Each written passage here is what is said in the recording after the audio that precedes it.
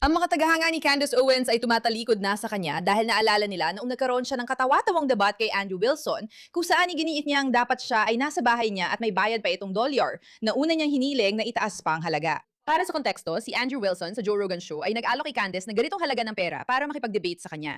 At sinabi ni Candace, hindi, marami akong kondisyon. Dapat 500,000 ito. Sa huli, pumayag siya sa 300,000. Ginawa nilang debate na ito, katawa-tawa ito, may mga patalastas, milyon-milyong views at kung ano-ano pa. Pero ngayon, sinasabi ng mga tagahanga niya, o sige Candace, dahil ikaw ang matalik na kaibigan ni Charlie Kirk, bakit hindi mo nalang ibigay ang pera sa mga anak ni Charlie? At si Candace naman ay parang hindi ko magagawa yan dahil mukhang pera akong pokpok at hindi ko kayang ibigay ang pinaghirapan kong pera habang nakaupo lang ako sa basement ng bahay ko.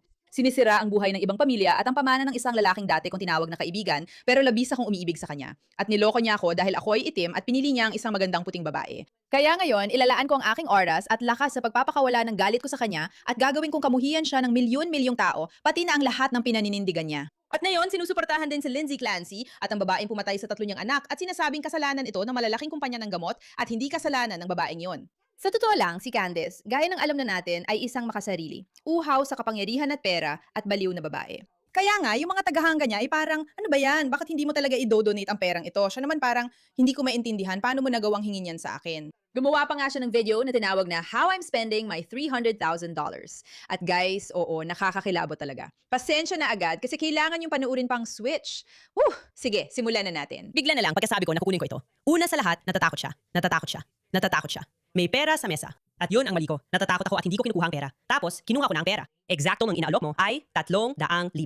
At ako pang masama dahil paano ko raw nagawang kunin ng pera. Baliw talaga ang mga taong ito. Sobrang baliw nila. Wala kang magagawa para mapasaya sila. Hindi ka nila matantanan at hindi ka nila hinahayaan na imbestigahan mo lang ang kaso. Sasabihin ko sa iyo kung paano mo sila mapapasaya. Tigilan mo na ang pagsubok na sirain ang legacy ni Charlie Kirk. Tumahimik ka na lang, isara mo na ang podcast mo, at magkunwari kang mabuting ina sa mga anak mo na malamang ay masisira mo rin dahil sa halatang pagka-narsisista mo. At isa sa pinakamasamang bagay para sa isang bata ay ang magkaroon ng narsisistang ina. At oo, umalis ka na sa pampublikong eksena. Wala sa amin ang gustong makarinig pa tungkol sa'yo. Doon lang kami magiging masaya. Oh, pasensya na ako. Kailangan ko sabihin to, Candice. Nakuha mo na. Nakuha mo na. Nasa mesa na ang pera. Tapos, sisisihin ka pa nila sa pagkuha ng pera. At agad-agad nilang sinabi, kailangan ni Candice magtayo ng trust fund para kay Erica Kirk. Parang yung mga tao bukod kay Michael Knowles, yung mga talagang kinaiinisan ko, sabay-sabay nilang sinasabi na kailangan kong i-donate ang pera at magtayo ng trust fund para sa mga anak ni Charlie. Tapos may mga tao na basta na lang nagsasabi kung ano ang dapat kong gawin sa pera. Halimbawa, itong taong ito, dapat i-donate ni multimilyonaryang Candace Owens ang napanalunan niyang pera para sa depensa ni Tyler Robinson kung talagang naniniwala siyang inosente siya. Si Andrew Wilson, pinatunayan niya ang sinasabi niya gamit ang pera niya. Bakit si Candice hindi niya magawa? Ibig ko sabihin, parang wala siyang alam kung sino si Lucas Gage, pero alam na alam niya kung sino si Lucas Gage. Para lang sa lahat na hindi familiar, isa siyang galit, baliw, at matinding anti-Semite na kamakailan lang, parang neo-Nazi, na ngayon ay parang nagbago na ng pananaw. At tumalikod na siya sa dati niyang mga gawain. Ngayon ay nagsasalita na siya tungkol sa kung paano siya naging sobrang extreme noon at iba pa. Ngayon, isa na siyang talagang makatuwirang boses na nagsasalita laban sa mga taong tulad ni Candice. Halos 1,000% akong sigurado na alam ni Candace kung sino talaga si Lucas. Alam niya kung sino ang taong ito. Ganito mismo ang mga bagay na ginagawa niya. At saka, oo, hindi naman kabaliwan para sa mga tao na tingnan si Candace at sabihing, hey, ang dami mong sinasabing ikaw lang ang nagtatanggol kay Charlie, bakit hindi mo subukang protektahan ng mga anak ni Charlie? Ngayon, okay lang sa akin ang mga tao. Kung kumikita sila mula sa mga bagay-bagay, may karapatan silang kumita. Hindi mo naman kailangang i-donate lahat ng kinikita mo. Syempre, hindi. Pero si Candace, napapanggap na parang ang moral na problemang ito ay nasa ibang tao dahil hinuhusgahan siya at hindi raw ito dapat niyang pinoproblema. Nakakasuka. Parang. Hindi ko inialok si Tyler Robinson sa publiko na tumawid sa mga bagay at sabihing ipapakita ko sa mga tao na naniniwala akong inosente siya. Ibibigay ko sa kanila ang 300, pero hindi ko naman talaga ginawa yon. Hindi ko ginagawa ang mga ganyang bagay. Hindi yan ang ginagawa ko. Hindi ako nagyayabang. At wala ring sinumang may kaalaman kahit kaunti tungkol sa pananalapi ang magiging tanga para gumastos ng pera para makipag-usap sa isang taong laging nakikipag-debate ng libre. Ginagawa ko ang taunang debate ko kay Piers Morgan. Libre yon. Nakipag-debate na ako sa iba't ibang kolehiyo. Libre ko rin ginawa yon. Nakipag-debate na rin ako kay Rabbi Shmuley na hindi ko... Magkano ang handa mong ipusta na hindi talaga libre, na sa isang punto ay binabayaran siya sa kahit anong paraan. Dahil sa mga nanonood, sa publicity at iba pa, libre daw. At saka, gusto ko lang linawin, ayoko rin ng perang walang kwenta. At kay Piers Morgan, libre rin. Kaya nakakatuwa lang na sa buong buhay ko, ang ginagawa lang ng mga tao ay mag-message sa akin ng maayos at magalang para humingi ng debate. Walang kailangang maghagis ng pera. Ganun lang talaga ang sistema. Nag-host na ako ng mga debate at walang perang sangkot. Natatangi lang ito kasi galit na galit talaga sa akin ang Turning Point USA. Napansin mo ba kung gaano karaming tao ang humiling na makipag-debate kay Candice? Parang napakaraming malalaking political commentator na nagsabing, Candice, pag-usapan natin ito. At tinanggihan niya silang lahat. Pinalalabas niya na parang palagi siyang handang makipag-debate kahit kanino. Hindi, halos lahat ng debat ay tinatanggihan niya, maliban na lang kung paborito sa kanya at may sarili siyang agenda sa likod nito. At sa pagkakataong ito, pumayag siyang gawin ito dahil akala niya mapapahiya niya si Andrew Wilson at dahil na rin sa nakakaakit na halaga ng pera. Kaya tinanggap niya ang pera. Napaka-klasiko nito. Si Candice ay talagang mapandin lang na parang palagi ako nakikipag-debate ng libre. Siya ang may problema. Kung gusto lang niyang itapon ng pera niya, bakit ko dapat bitawan yon?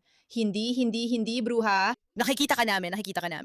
Kung saan may libreng debate. At nire-retweet siya ni Andrew Colvette habang ina-take niya ako at nag-aalok ng mas marami pang pera. At ngayon, iniisip nila na ang solusyon dyan ay magtatag ako ng trust. By the way, tungkol sa pag-aalok ng mas malaking pera, halos sigurado ako na siya ang demand na itaas ito sa 500,000. At pagkatapos ay binawi niya yon at bumaba ito sa 300,000. Hindi ako 100% sigurado, pero halos sigurado ako. Kaya syempre, at ang pag-aalok nila ng mas marami at mas malaking pera ay malaking bahagi ng mga hinihingi niya. Nakakamangha kung paano niya minamanipula ang impormasyon. Para sa mga anak ni Charlie na sa isang banda, alam kong hindi naman pero parang pakiramdam ko ay parang money laundering. Yung organisasyon na humahabol sa akin, gusto mo akong ibigay ang pera sa taong makakaroon ng kontrol doon na sa simula. Syempre, ay si Erica. Ibig ko sabihin, gusto ko kung paano niya ginawang parang money laundering ito, 'di ba? Oo, syempre, kaya mag-donate ka sa mga anak ng pinakamatalik mong kaibigan kunwari na namatay o pinatay kung mas tama. Yun ay magiging money laundering kasi ang Turning Point USA, malinaw naman, gusto lang nilang gumawa ng mga illegal na bagay. Nakikita mo ba ito? Nakikita mo kung gaano ito ka-subtle pero halata rin naman? Halos gusto kong sabihin na kakaunti lang ang mga bagay na mas kinamumuhian ko kaysa sa peking pagiging matulungin. Yung mga taong gumagawa ng charity bilang bahagi ng PR program at hindi dahil kailangan talaga o mahalaga. At ang mga anak ni Charlie Kirk ay naging multi-milyonaryo habang siya ay buhay pa. At lalo pa yung nadagdagan nung siya ay namatay. Maraming tao ang nagbukas ng mga trust, naglikom ng pera.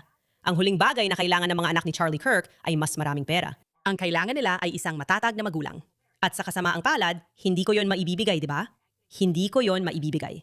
Ayaw ni Mama na manatili sa bahay, hindi makauwi si Papa. At ang tanging bagay na kailangan nila ay hindi ang mga influencer na ginagamit sila bilang paksa ng usapan at sinasabing ang dagdag na 300,000 ay posibleng may maitutulong. At gaya ng sinabi ko, mayroong isang bagay tungkol dito na parang nakakailang talaga. Parang yung mismo mga taong nagpadala ng tao para habulin ka, ay sila rin ang gumagawa ng peer pressure para ibalik mo ang pera. Parang hindi ko talaga matatanggap yon. Kaya naman, ang gusto kong i-anunsyo na gagawin ko sa pera ko sa ngayon, ang napagdesisyonan ko, bukod sa pumunta ko sa Waffle House nitong weekend, ay aalagaan ko ang mga taong nagalaga sa akin. Dahil ang organisasyong ito ay nakatutok, ang pagpapadala ng mga influencer ay bahagi ng mga group chat na nagsasama-sama. Protect Erica Kirk ng mga taong nagtangkang ipadama sa ating mga anak na hindi sila ligtas. Na kanirang sinuportahan, niretweet at pinanigan. Babantayan ko ang mga taong iyon. Mga taong katulad ng aking kapatid na babae. Kung gusto mo ng isang organisasyon na makakakuha ng pera mula sa akin, ito ay ang Simbahang Katolika. Ang mga pare na nag-alaga sa akin emosyonal noong ako'y nagkakagulo dahil sa pagkaalam ko na si Charlie at lahat ng kanyang pinaghirapan, siya ay niloko. Siya ay pinagtaksilan. Oo, pinagtaksilan si Charlie. Kitang-kita naman ang lahat yon. Pinagtataksilan mo siya araw-araw kapag ginagawa mo ang mga ganitong bagay. Tinataksil mo kung sino siya noon. Oo, hindi talaga ako nakikinig sa kahit kanino. Pero minsan, gusto ko, iniisip ko, naniniwala ba talaga siya dito? Kasi karamihan ng mga sinasabi niya, halatang kalokohan lang na naisip niya dati. Parang paano niya mamanipula ang kwento at gawing maganda pakinggan. Parang, sira ba siya? Talaga bang lubos na baliw at sira ang ulo niya? Parang aatakihin ko ang mga taong. Sumuporta sa akin dahil matangkad ako. Sobrang hirap nito para sa akin. Ako ang pinaka-naghirap. Grabe naman, Candice. Maghanap ka ng ibang pagkakaabalahan. Salamat sa pagbibigay pansin mo sa usaping ito.